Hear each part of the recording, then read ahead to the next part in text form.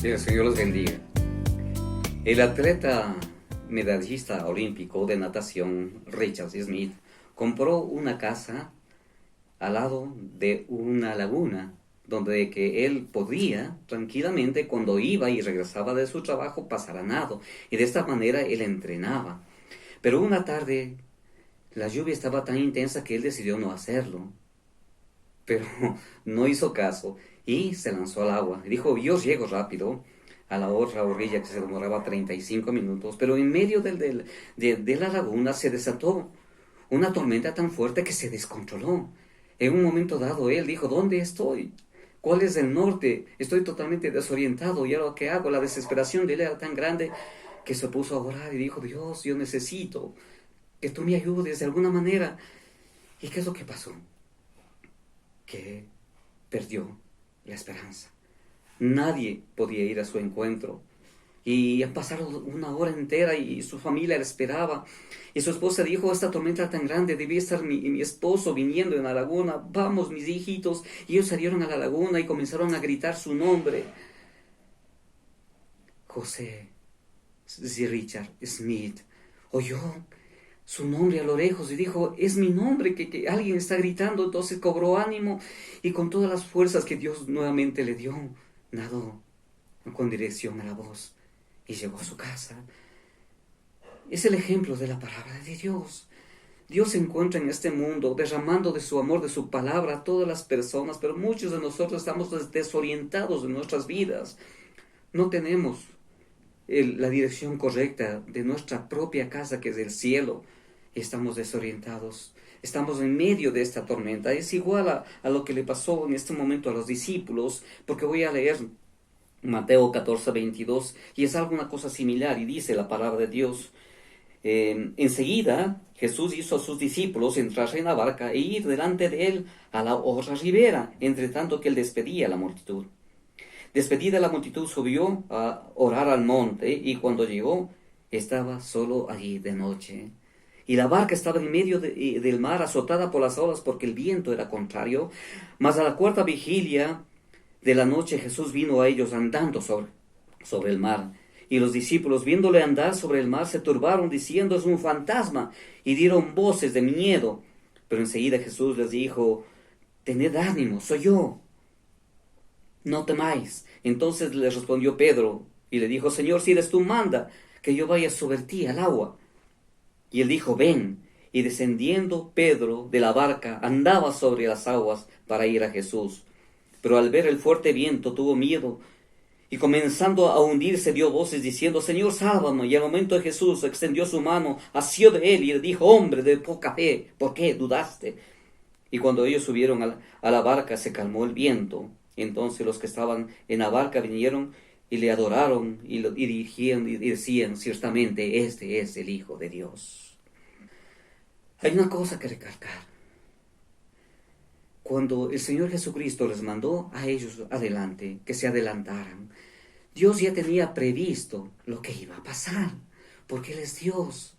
Y porque Dios permite que ellos, los discípulos, enfrenten una prueba tan fuerte. Si nosotros vemos en un momento lo que dice en Marcos 6:52, porque aún no habían entendido lo de los panes, por cuanto estaban endurecidos de corazón. Los discípulos estaban orgullosos porque ellos habían venido alimentando a 5,000 familias unas horas más tarde, porque Dios a través de, o Cristo Jesús multiplicó los panes y los peces. Pero cuando Cristo Jesús multiplicó los panes y los peces, Él bendijo estos alimentos y se multiplicaron no en el momento que Él bendijo los alimentos, se multiplicó en el momento que los discípulos comenzaron a repartir.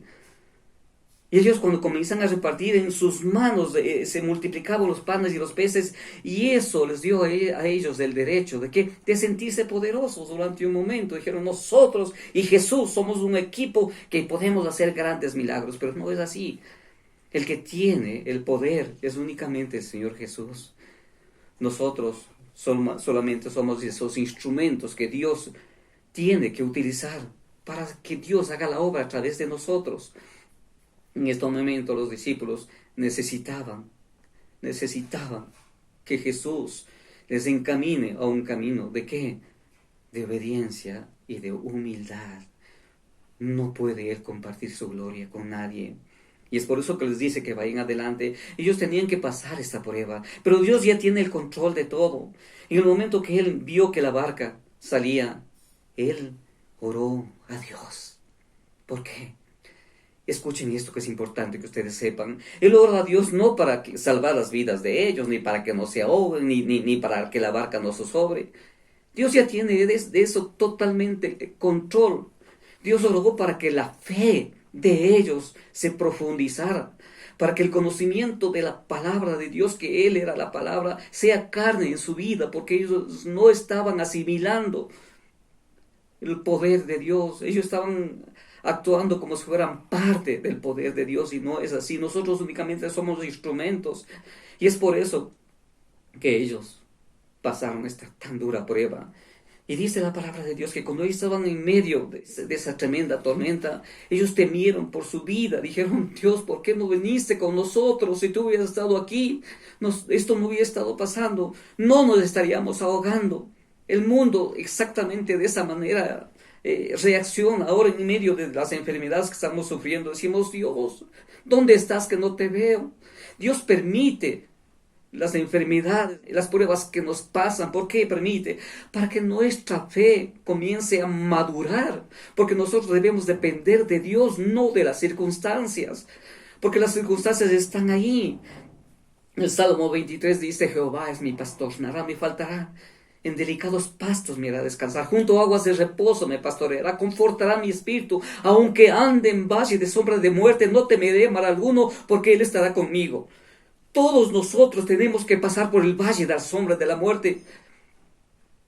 Pero cuando el Señor esté con nosotros, si nosotros no tomamos en cuenta a Dios en el valle de la sombra de la muerte que existe en la vida, vamos a perder nuestra esperanza, nuestra fe, y nos vamos a hundir en la tormenta de la vida y vamos a ser destruidos.